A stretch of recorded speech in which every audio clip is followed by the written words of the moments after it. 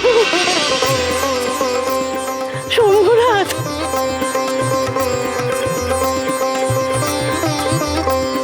শিবু,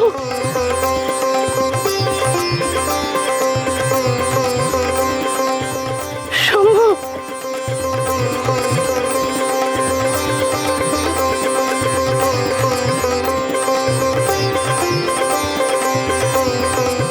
বড় কুমার,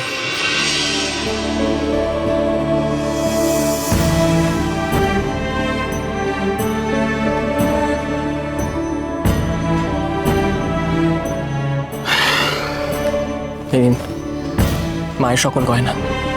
আমি গর্ভগৃহ থেকে সব চুরি করেছিলাম, কিন্তু এখন এসবের আমার কোনো প্রয়োজন নেই।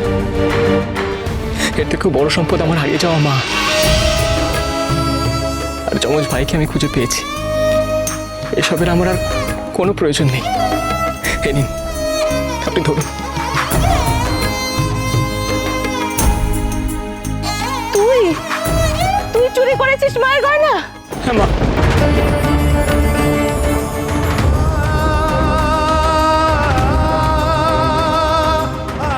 মা, মা, আমি ভেবেছিলাম অনেক টাকা জমিয়ে তোমায় খুঁজতে বেরোবো, দূর দূরান্তে যাব, কিন্তু অত টাকা আমায় কে দিত বলো? আমি সেই জন্য এইভাবে অর্থ সংগ্রহ করতে চেষ্টা করছিলাম। মা, আমার ভুল হয়ে গেছে মা, আমি সত্যি বলছি, আমি আর কখনো জীবনে কোনো দিন চুরি করবো না মা। আমায় ক্ষমা করে দাও মা, ক্ষমা করে দাও।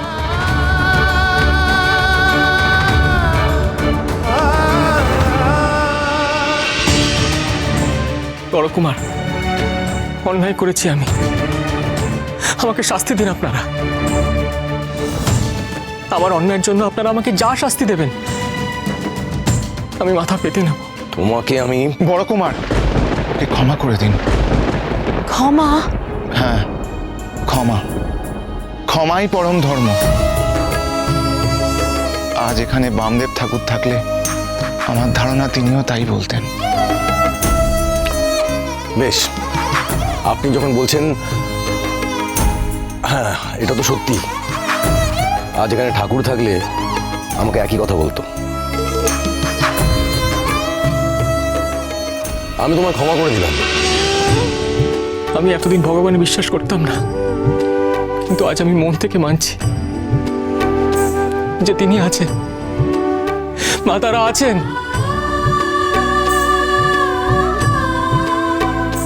তারানন্দ ঠাকুর, আপনি আমায় ক্ষমা করবেন। আমি আপনাকে অনেক কটু কথা শুনিয়েছি, আমায় ক্ষমা করে দেবেন। জয় তারা, জয় তারা। তার ইচ্ছে যেমন বিচ্ছেদ ঘটে তেমন মিলনও ঘটে গো। তিনিই তো সব, তিনিই তো ইচ্ছেময়ী মা তারা। জয় তারা, জয় তারা।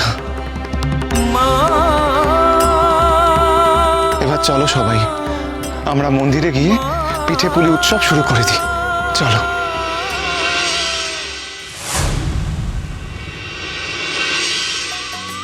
জয় মা তারার জয়।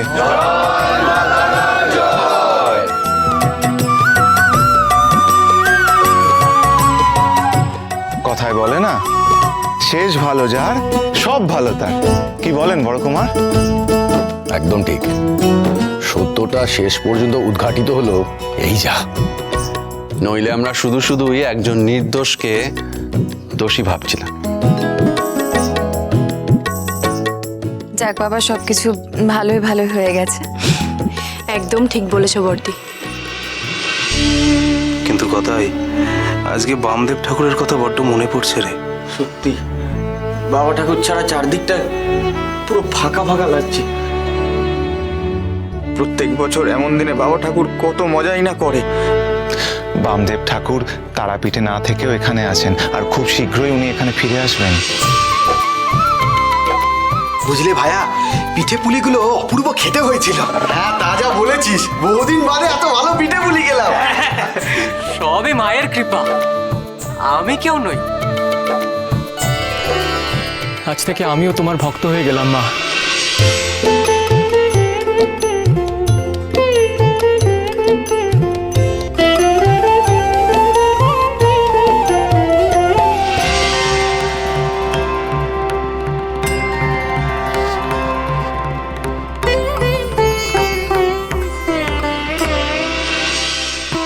জয় মা, জয় মা তারা।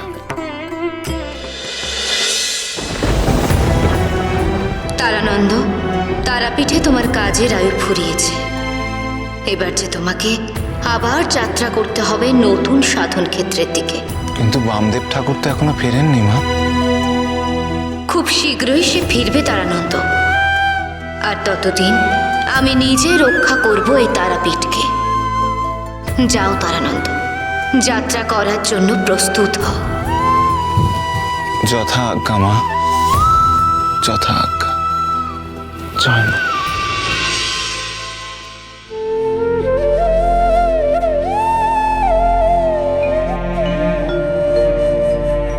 বড় কুমার, এবার যে আমাকে যেতে হবে, মানে মায়ের নির্দেশ বলতে পারেন। আমাকে এক্ষুনি যাত্রা শুরু করতে হবে। চিন্তা করবেন না, বামদেব ঠাকুর শীঘ্রই ফিরে আসবেন, মা বলেছেন। কিন্তু এক্ষুনি আপনাকে চলে যেতে হবে, এটা কি করে হয়? মায়ের আদেশ যে আমি কিছুতেই ফেরাতে পারবো না। কিন্তু আপনি চলে গেলে তো তারাপীঠ অরক্ষিত হয়ে যাবে। যেখানে মা তারা বাস করেন সেই স্থান কখনো অরক্ষিত থাকে না বড় কুমার। মা নিজেই তাকে আগলে রাখবেন। আমি আসি।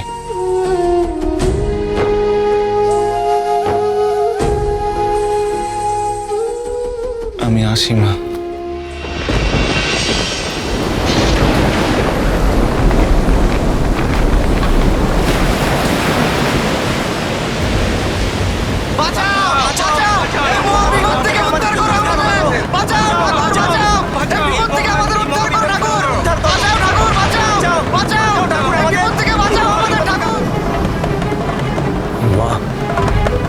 তারা মা, এ কি ঘটছে তারাপীঠে?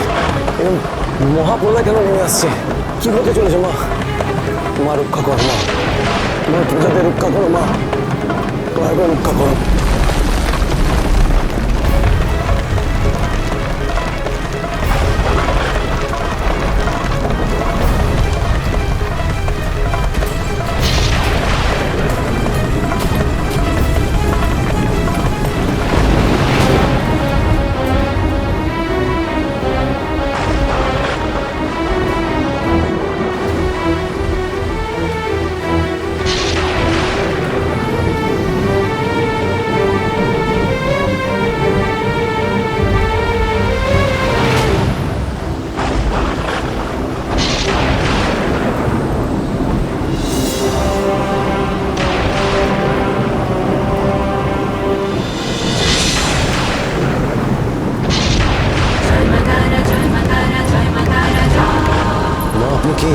আপনি গর্ভগৃহের ভিতরে কি করছেন? মা, আপনি কোথায় যাচ্ছেন? গর্ভগৃহ।